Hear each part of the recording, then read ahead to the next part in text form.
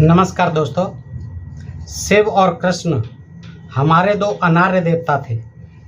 अनार्य देवता का मतलब जो यहाँ आदिवासी मूल निवासी थे उनके देवता थे, लेकिन आर्यों ने बदलते वक्त के साथ जब यहाँ देखा कि यहाँ के लोग जो मूल निवासी हैं, आदिवासी हैं, इन दोनों को अपना इष्ट मानते हैं और इनकी बड़ी मात्रा में पूजा पाठ करते हैं, तो उन्होंने अपना स्वार्थ सिद्ध करने के लिए इनको जो है, पहले तो इनका धर्मशास्त्रों में जिनको कहते हैं उनमें इनका स्वरूप बिगाड़ा, इनका चरित्र बिगाड़ा और तमाम तरह की जो है आपत्तिजनक, बहुत ही इनको अपमानजनक कथाएं जो है गढ़ दी गई।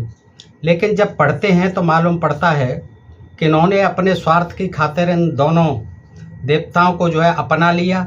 और आज आप देखते हैं कि ये कृष्ण के नाम पर और शिव के नाम पर जो शिवलिंग जो है पूजा जाता है जगह जगह, और कृष्ण के नाम पर रासलीला रचाई जाती हैं, वस्त्रहरण चीर, रासलीला आदि जो है इनके जो है ये नाटक चलते हैं इनके कृष्ण के ऊपर। तो दोस्तों आज हम यही देखेंगे कि क्या कृष्ण जो है आर्य देवता थे या अनार्य देवता थे, सप्रमाण देखेंगे दोस्तों। और आप में से जो जिज्ञासु हैं, जो जानना चाहते हैं कि क्या कृष्ण अनार्य देवता थे या आर्य देवता थे, तो उनसे अनुरोध करूंगा कि इस वीडियो को पूरा देखें आदि से अंत तक, ताकि उनकी समझ में आ सके पूरी कहानी क्या है। आइए देखते हैं। देखिए, हर कार्य के पीछे कारण होता है। ब्राह्मणों ने वैदिक देवताओं के स्थान पर, अब देखते हैं वैदिक देवता कहीं हैं, इंद्र आदि, कोई उनकी कोई नहीं जानता, लेकिन ये जो है अनार्यों के देवता थे कृष्ण और शिव, आज बड़ी संख्या में जो है पूजे जाते हैं। आज बड़ी संख्या में इनके मंदिर मिलते हैं हमारे देश में। तो ब्राह्मणों ने वैदिक देवताओं के स्थान पर अवैदिक देवताओं की पूजा अकारण आरंभ नहीं की थी। शिव, राम और कृष्ण में से वेदों में केवल कृष्ण और शिव यानी रुद्र का उल्लेख मिलता है। वेदों में राम का उल्लेख नहीं मिलता, और शिव का और कृष्ण का उल्लेख मिलता है, और शिव का रुद्र के रूप में मिलता है। ऋग्वेद में शिव रुद्र के रूप में आते हैं, जिनसे वैदिक आर्य भयभीत होते हैं, देखिए, और उनसे अपने और अपने परिजनों के प्राणों की भीख मांगते रहते हैं। शिव की तरह कृष्ण भी ऋग्वेद में आर्यों के प्रतिपक्षी हैं, यानी विपक्षी हैं, अनार्य हैं। ये दोनों भारत के आदिवासी चरित्र हैं और इनकी चारित्रिक विशेषताएं आज भी आदिवासियों की पारिवेशिक विशेषताओं और जीवन शैली में दिखाई देती हैं। कृष्ण वेदों में ही नहीं, महाभारत में भी इंद्र के विरोधी हैं। इंद्र आर्यों का सबसे बड़ा देवता है, सबसे बड़ा वैदिक देवता था इंद्र। देवराज है, उसको देवराज भी कहते हैं, देवताओं का देवता। कृष्ण उसका दमन करते हैं, इस कारण उनका एक नाम इंद्र दमन है कृष्ण का, और एक नाम देव दमन भी है। देवताओं का दमन करने वाले और उनके राजा इंद्र का दमन करने वाले कृष्ण की पूजा उन्होंने क्यों शुरू की, यह जानना आवश्यक है।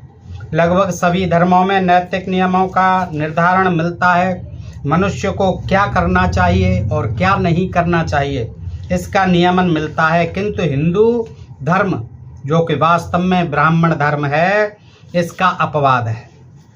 यह अल्पजन, ब्राह्मणों के सर्वजन नहीं, सर्वजन हिताय सर्वजन सुखाय नहीं, यह अल्पजन ब्राह्मणों के हित साधन के लिए बहुजनों के इस्तेमाल का षड्यंत्र है। क्या? हिंदू धर्म। हिंदू धर्म वास्तव में ब्राह्मण धर्म है, और यह अल्पजन ब्राह्मणों द्वारा हित साधन के लिए बहुजनों के इस्तेमाल का षड्यंत्र है। किसी भी अनैतिक कर्म के लिए इसमें कोई वर्जना नहीं है, अनैतिक कर्मों के लिए कोई मनाही नहीं है। यदि वर्जनाएं अभी मिलती भी हैं तो वे सब चुराई हुई हैं, श्रमण धर्मों से चुराई हुई हैं। जो धर्म वैदिक, सनातन और हिंदू नाम से जाना जाता है, वह वास्तव में ब्राह्मण धर्म है। इसमें झूठ, कपट, चोरी, हिंसा, व्यभिचार, मद्यपान आदि सब कुछ जायज है। वेद, पुराण, सूत्र, स्मृतियां, रामायण, महाभारत, गीता आदि ग्रंथ इसके उदाहरण हैं। आर्य ब्राह्मण लगभग 5000 वर्ष पूर्व भारत में आक्रमणकारी के रूप में आए थे। इंद्र, ब्रह्मा, विष्णु, वरुण आदि इनके नेता थे। इन्हें जिन भारतीय नायकों का विरोध सहना पड़ा, उनमें शिव और कृष्ण प्रमुख थे। इनके नेता कौन थे? जब 5000 साल पहले आए भारत में आर्य, तो इनके देवता थे इंद्र, ब्रह्मा, विष्णु, वरुण आदि इनके नेता थे। इन्हें जिन भारतीय नायकों का विरोध सहना पड़ा वो कौन थे? शिव और कृष्ण। भारतीय जनों ने न तो इनके यज्ञ विधान को स्वीकार किया, यहाँ के आदिवासी मूल निवासियों ने न तो आर्यों के यज्ञ विधान को स्वीकार किया और न उनके नायकों को यानी देवताओं को, जिन्हें वे देवता कहते थे, और न ही उनके वेद ग्रंथों को माना।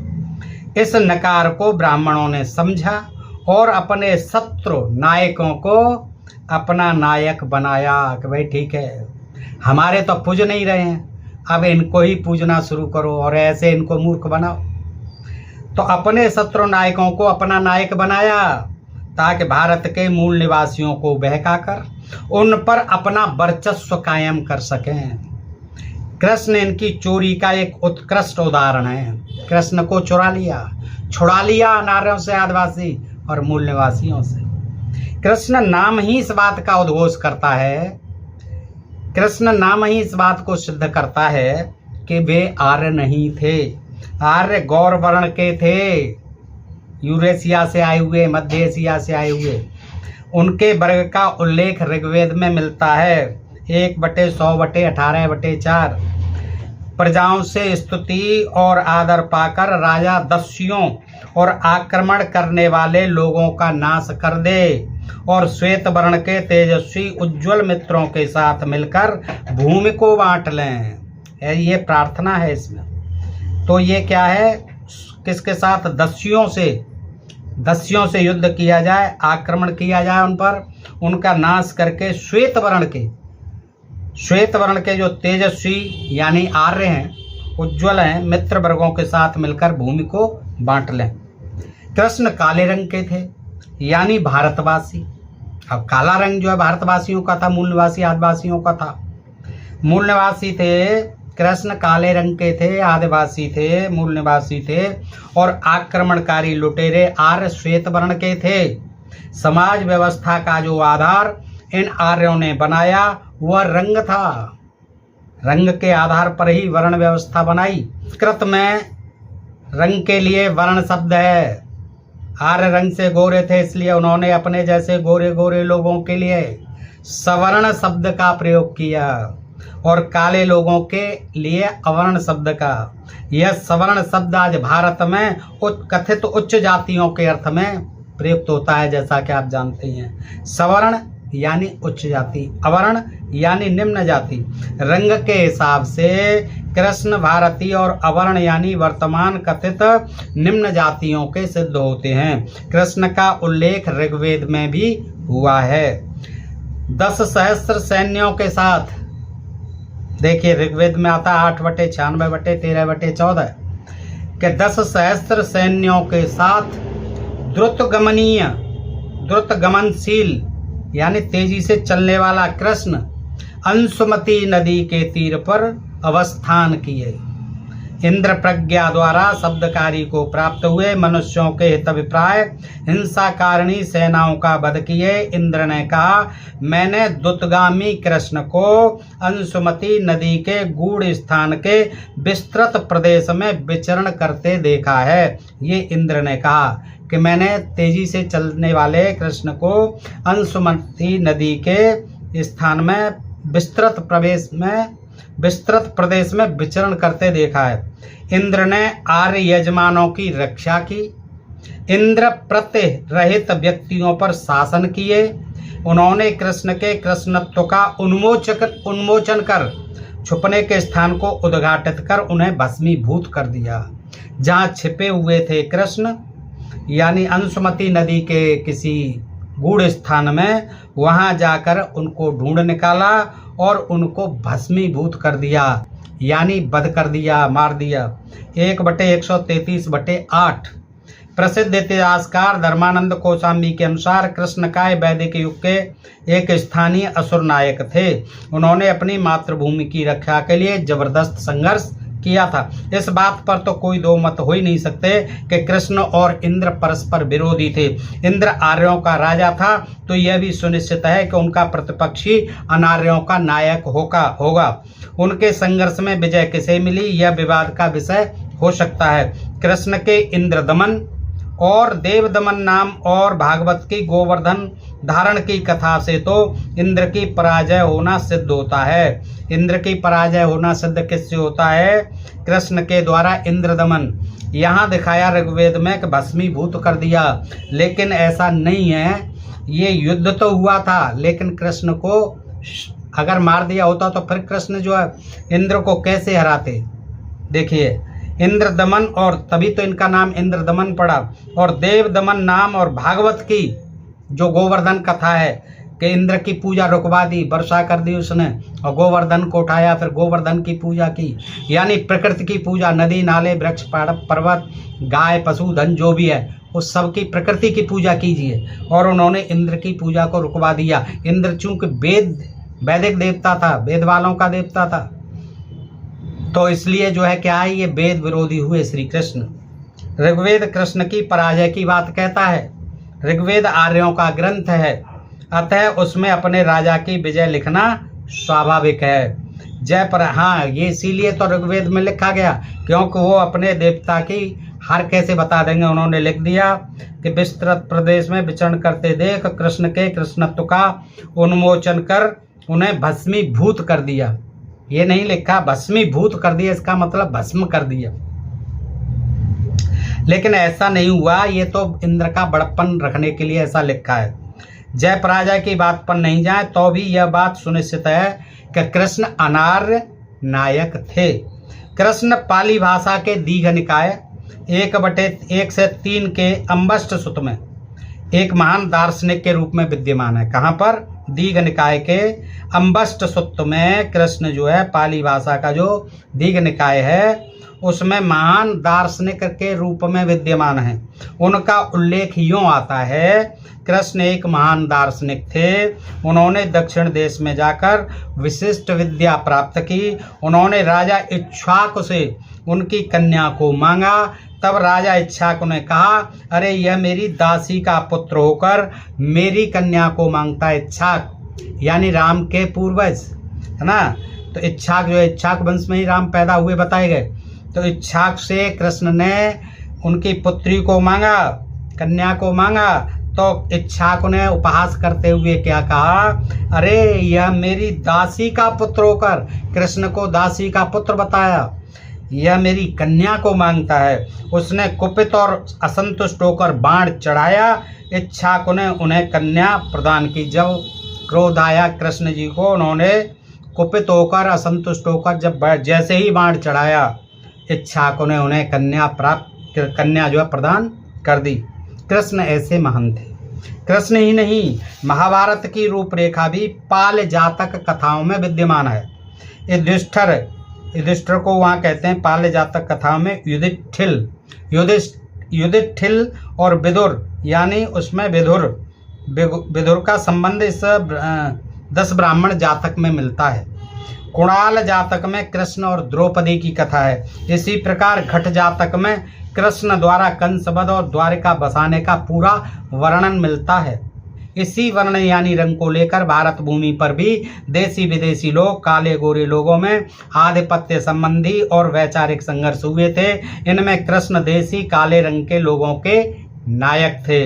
कृष्ण वर्णीय स्त्री पुरुषों के प्रति भेदभाव से ब्राह्मण ग्रंथ भरे पड़े हैं। कृष्ण वर्णा या रामा रमणीयम न धर्माया वशिष्ठ धर्म सूत्र 17/18। काले रंग की स्त्री को सुख संभोग के लिए रखा जा सकता है, उससे शादी विवाह नहीं किया जाए। काले रंग की यानी अनार्य स्त्री को सुख संभोग के लिए रखा जा सकता है। ये वशिष्ठ धर्म सूत्र कहता है। ये धर्म सूत्र है, देखिए ये है इनका धर्म। उससे विवाह नहीं किया जा सकता। किससे? काले रंग की स्त्री से। उसे संभोग के लिए रखा जा सकता है। आपस्तंभ धर्म सूत्र क्या कहता है? 1/9 27/10/11 में लिखा है कि यह श्रेयस्कर नहीं कि ब्राह्मण शूद्र महिला से संभोग करे या काले रंग के आदमी की नौकरी करे। ये आपस्तंभ जो है महाराज ये और आगे बढ़ गए। इन्होंने कहा कि ये श्रेयस्कर नहीं, ये अच्छी बात नहीं कि ब्राह्मण शूद्र महिला से संभोग करे और काले रंग के आदमी की नौकरी करे, यानी अनार्य की, आदिवासी मूल निवासी की नौकरी करे कौन? आर्य ब्राह्मण। वेदों, धर्म सूत्रों और स्मृतियों में ब्राह्मण और अब्राह्मण यानी काले गोरों के बीच ये संघर्ष तज्जनित घृणा इस चरम सीमा पर है। आरंभ में कृष्ण संबोधन भी इसी हिकारत से दिया गया था। कृष्ण, काला, कलूटा जैसे कह देते हैं, ऐसे ही हिकारत से दिया गया था ये कृष्ण शब्द भी। किनके द्वारा? गोरे आर्यों के द्वारा। किंतु बाद में एक चाल, एक कूटनीति, एक रणनीति के तहत कृष्ण चरित्र को विष्णु के अवतार के रूप में अपनाया गया। लिख दिया कृष्ण जी तो विष्णु के अवतार है। यह काम भागवत और महाभारत के जरिए किया गया। यदि गहराई से देखा जाए तो यह संघर्ष और हिकारत इन ग्रंथों में स्पष्ट रूप से देखी जाती है। इनमें कृष्ण चरित्र का उपयोग भी किया गया और कृष्ण चरित्र का मान मर्दन भी किया गया, यानी कृष्ण का जो है उपयोग भी किया गया है। आप देखते हो आज कितना उपयोग हो रहा है, कितने मंदिर, कितने पूजा पाठ, कितने पंडे, पुरोहित, पुजारी और कितने ये कथावाचक सब लगे हुए हैं भागवत पढ़ने में, और कृष्ण को जो है देखिए कृष्ण को भुनाने में लगे हुए हैं। लेकिन अंदर जो लिखी हुई हैं बातें सब कृष्ण चरित्र की मान मर्यादा को बिल्कुल नष्ट करती हैं। विवाह परंपरा की दृष्टि से देखें तो भी कृष्ण आदिवासी सिद्ध होते हैं। कृष्ण ने रुक्मिणी का हरण किया और अर्जुन को सुभद्रा का हरण करने के लिए प्रेरित किया। विवाह की यह परंपरा आज भी कई जनजातियों में प्रचलित है। भगा के ले जाना ये जो है कई जनजातियों में आज भी प्रचलित है। वर वधू वर के साथ भाग जाती है, जिसे भगोरिया भी कहा जाता था। राजस्थान के भील, मीणा, डामोर और गरासिया जनजातियों में आज भी यह प्रथा प्रचलित है जो भगोरिया कहलाती है। किसके साथ विवाह किया जाए यह स्त्री पुरुष के अपने निर्णय का विषय होता है। यह स्वतंत्रता ब्राह्मणी व्यवस्था में पुरुष को तो उपलब्ध है किंतु स्त्री को नहीं। भारत के श्रमण धर्मों में स्त्री को भी यह स्वतंत्रता उपलब्ध है और उपलब्ध थी। अपवाद स्वरूप कुछ माता पिता और परिवार इस स्वतंत्रता में बाधक होते थे अपवाद के रूप में, लेकिन श्रमण धर्म में स्त्री को पूर्ण स्वतंत्रता होती थी। किसको वर चुने किसको न चुने। कुछ अपवाद स्वरूप ऐसे उदाहरण मिलते हैं कि जो माता पिता बच्चों की उसमें स्वतंत्रता में बाधक होते थे। तो ऐसे प्रकरणों में कृष्ण के काल में हरण और वर्तमान में भगोरिया जैसे विकल्प भारत के मूल निवासियों को सुलभ थे। ठीक है, माता पिता बंदिश करते थे तो वो अपना जो है स्वेच्छा से कर लेते। आजकल की भाषा में से लव मैरिज कहते हैं, जो भगोरिया कहलाता था। कृष्ण स्वतंत्रता के पक्षधर थे। हाँ, कृष्ण जी कहते थे कि ठीक है जिससे लव हो जाए उससे करिए आप, कोई दिक्कत नहीं है, और शायद प्रणेता भी हो सकते हैं। हरण और भगोरिया कन्या की रजामंदी से होता था। जहाँ तक भारत में मूल निवासी समाज का प्रश्न है, यह समाज धरती और आकाश की तरह विशाल और उदार समाज था जो आने वाले हर सदस्य की चिंता करता था।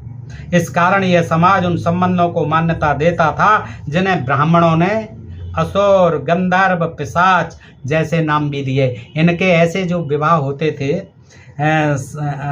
अनार्यों के, उनको क्या नाम दिया इन ब्राह्मणों ने? असुर विवाह, गंधर्व विवाह और पिशाच विवाह जैसे नाम दिए। और अपने जो विवाह होते थे उनको देव विवाह, अच्छे अच्छे नाम दिए। वह ब्राह्मणों की तरह यह व्यवस्था नहीं देता था कि काली स्त्री केवल संभोग के लिए। ये श्रमण धर्म जो है, प्राचीन धर्म, आदिवासियों का मूल निवासियों का धर्म, वो कभी ये विधान नहीं बनाता था कि काली स्त्री केवल संभोग के लिए है, विवाह के लिए नहीं। इस क्रिया की परिणति यदि संतानोत्पादन में होती तो वह अवैध होती। और मान लो फिर काली स्त्री तो उसके लिए संभोग के लिए, वो विवाह के लिए नहीं, लेकिन उस संभोग के बाद जो संतान होती थी उसको ये अवैध घोषित कर देते थे, वर्ण संकर घोषित कर देते थे, उसको चांडाल जैसा शूद्र घोषित कर देते थे। उसे उत्तराधिकार, नाम, सम्मान और आर्थिक आधार नहीं मिलता था। यह ब्राह्मणी व्यवस्था का निर्मम, निर्दय और अमानवीय चेहरा है जिसे देखकर घिन आती है। इसके विपरीत मूल निवासियों की श्रमण संस्कृति स्त्री पुरुषों के संबंधों को विवाह की मर्यादाओं में बांधकर उस संबंध से उत्पन्न होने वाले हर शिशु को भविष्य देने और उसकी माँ को माता, पत्नी आदि का मान देने के लिए कटिबद्ध थी। कृष्ण इसी संस्कृत के एक प्रतीक पुरुष थे, जो स्त्री को पुरुष से किसी भी रूप में हीन, किसी भी रूप में परतंत्र रखने के पक्ष में नहीं थे। स्त्री की जिस स्वतंत्रता के पक्षधर कृष्ण थे, वैसी स्वतंत्रता स्त्री को जनजातीय समाज में आज भी प्राप्त है। दोस्तों, ये साक्ष्य हैं। ये सारे साक्ष्यों के आधार पर आप ये जान पाएंगे कि कृष्ण जो है अनार्यों के देवता थे। जो अनार्य जातियों की आज भी, जनजातियों की जो भी मान्यता है, जो भी परंपरा हैं, वो आज भी देखी जा सकती हैं। और कृष्ण जो है बिल्कुल बेधड़क रूप से उनके पक्षधर थे। यह बात दूसरी है कि आजकल के चतुर चालाक लोग उसकी स्वतंत्रता का अनुचित लाभ भी उठा रहे हैं। अब तक जो इतिहास लिखा गया है और उसके जो आधार लिए गए हैं, उनमें वेद, पुराण, महाभारत आदि ग्रंथों की मुख्य भूमिका रही है। ये सभी ग्रंथ आर्य ब्राह्मणों द्वारा लिखे जाने के कारण एक पक्षीय सूचनाएं देते हैं, द्विपक्षीय बात नहीं करते। ये एक पक्षीय सूचनाएं देते हैं, क्योंकि ये सभी आर्य ब्राह्मणों ने लिखे सारे ग्रंथ। इस कारण कृष्ण का जो जीवन चरित्र सामने आता है, वह वास्तविक नहीं होकर काल्पनिक और उद्देश्य प्रेरित रूप का है। जहाँ तक लोक का प्रश्न है, वह इन शास्त्रों की तुलना में कहीं अधिक सच्चा और कहीं अधिक प्रामाणिक है। जो उनका लौकिक स्वरूप है कृष्ण का, जो लोक में जो मान्यता है उनके स्वरूप को, उनके देवत्व को, वो एक अधिक प्रामाणिक रूप है। इसके बावजूद भी उसे इतिहास का साधन नहीं बनाया गया है। लोक को इतिहास का साधन बनाया जाता है तो बहुत सारे ऐतिहासिक सत्य सामने आते हैं। भारत के लोक ने कभी उन व्यक्तियों को मान्यता नहीं दी जो उसके अपने नहीं थे और जो वास्तविक नहीं थे। वैदिक लोग लाख प्रयास करने के बावजूद भी इंद्र, ब्रह्मा, परशुराम आदि आक्रांताओं को भारत के लोगों से न तो मनवा सके और न पुजवा सके। किसी भी गोरे व्यक्ति को काले भारतीयों ने नहीं पूजा। इंद्र आदि जो इनके देवता थे उनको किसी ने नहीं पूजा। यहाँ के आदिवासियों ने, मूल निवासियों ने पूजा होता तो इस देश में इंद्र के, ब्रह्मा के, परशुराम के लाखों मंदिर होते।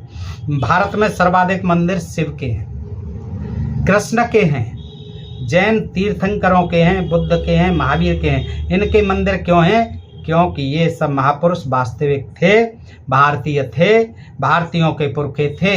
इतिहासकारों का मत है कि वर्तमान विष्णु और कृष्ण के कई मंदिर वास्तव में प्राचीन बौद्ध मंदिर हैं। शिव भी कृष्ण की तरह विदेशी लुटेरे आर्यों का नाश करने वाले थे। शिव और कृष्ण को सेतु बनाकर चालाक आर्य ब्राह्मणों ने भारतीय जनमानस में घुसपैठ बनाई। बड़ी चतुराई से इन्हें चुराया गया, बड़ी चतुराई से इन्हें अपना बनाया गया, बड़ी चतुराई से इनका चरित्र हनन किया गया। देखिए, आपने देखा ही है, शिव जी का और पार्वती जी का, उनकी तो यौन की लिंग पूजा करा दी, लिंग की पूजा करा दी, जिसे शिवलिंग कहते हैं। तो कितनी चतुराई से इन्होंने इनका चरित्र हनन किया और उनके वास्तविक स्वरूप पर, क्योंकि ये गणों के देवता थे, अनार्यों के देवता थे, मूल निवासियों के देवता थे, उन वास्तविक स्वरूप पर पर्दा डालकर उनके विकृत और विद्रूप चरित्र को जगत के सामने प्रस्तुत किया। इसके लिए उन्होंने अवतारवाद की संकल्पना को गढ़ा। इन सब की व्यापक योजना पुष्यमित्र शुंग के राज्यकाल में बनाई गई। कब बनाई गई? ये सब योजनाएं जो कहाँ बनाई गई? पुष्यमित्र शुंग के राज्यकाल में। रामायण, महाभारत, मनुस्मृति, पुराण आदि की योजना उसी समय बनी और बाद में इनका विस्तार किया गया। इस काम में पाल भाषा की बौद्ध जातक कथाओं में से कथानक भी चुराए गए। वाल्मीकि इस रामायण में विष्णु को इंद्र का छोटा भाई बताया गया है। किसको? विष्णु को इंद्र का छोटा भाई बताया गया है। विष्णु के 24 अवतारों को बाद में गढ़ा गया है। विष्णु हत्या, चोरी, बलात्कार और व्यभिचार के मामले में इंद्र से कम कुख्यात था, क्योंकि छोटा भाई था। तो उससे कम कुख्यात था विष्णु।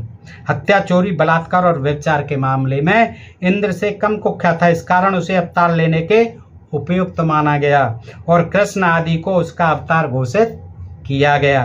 ब्रह्मा, विष्णु और महेश की जो त्रयी बनाई गई थी, त्रिदेव, उसमें महेश तो वैसे भी अनार्य थे। ब्रह्मा अपनी पुत्री सरस्वती से बलात्कार के कारण बदनाम हो चुका था, अतः विष्णु ऐसा चरित्र बचा था जिसे अवतार के लिए प्रयुक्त किया जा सकता था और विष्णु को कृष्ण का और ये बुद्ध को भी भगवान घोषित करने के लिए विष्णु का अवतार बता दिया है। तो दोस्तों, मैंने ये जानकारी आपके सामने रखी। बताइए आपको ये जानकारी कैसी लगी, और अच्छी लगी हो तो मित्रों में दिखादिख शेयर करें। दोस्तों, अपने प्रिय चैनल ढोल में पोल को सब्सक्राइब कर लीजिए जिन मित्रों ने अभी तक सब्सक्राइब नहीं किया। फिर मिलते हैं ऐसी किसी जानकारी के साथ अगले वीडियो में। तब तक आप सब मित्रों का हृदय से आभार, नमस्कार, जय हिंद, जय भारत। दोस्तों।